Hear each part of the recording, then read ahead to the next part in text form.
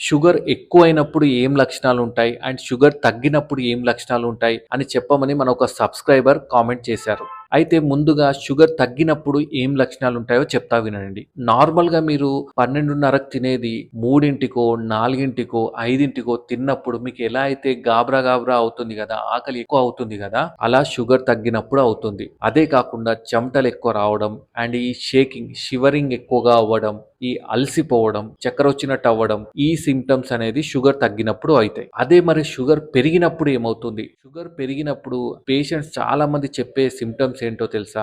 Weakness. కొంచెం పని చేసినా నాకు అలసట వస్తుంటది. ఇంతకుముందు చేసినట్టు వర్క్ నేను చెయ్యలేను. అండ్ కొంచెం చిన్న చిన్న వర్క్ చేసినా గూడా బాగా వీక్‌నెస్ అనేది వస్తుంటదన్నమాట. అదెప్పుడు?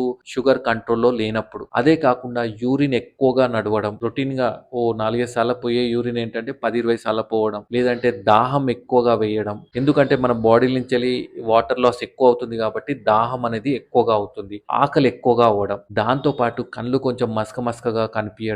ఇవి గూడా జరుగుతాయన్నమాట. సో, ఇలా మాత్రం మీకేమన్నా సింప్టమ్స్ ఉంటే ఫస్ట్ మీ డాక్టర్‌ని కన్సల్ట్ అయ్యి మీ డోస్ అనేది అడ్జస్ట్ చేస్తారన్నమాట. అర్థమైంది గదా! లేదంటే మీ డైట్ ప్యాటర్న్‌లో ఏమన్నా చేంజెస్ అని చేస్తారు. సో, ఇలాంటి సింప్టమ్స్‌ని నెగ్లెక్ట్ చేయకుండా మీ డాక్టర్‌ని కన్సల్ట్ అవ్వండి. Thank you.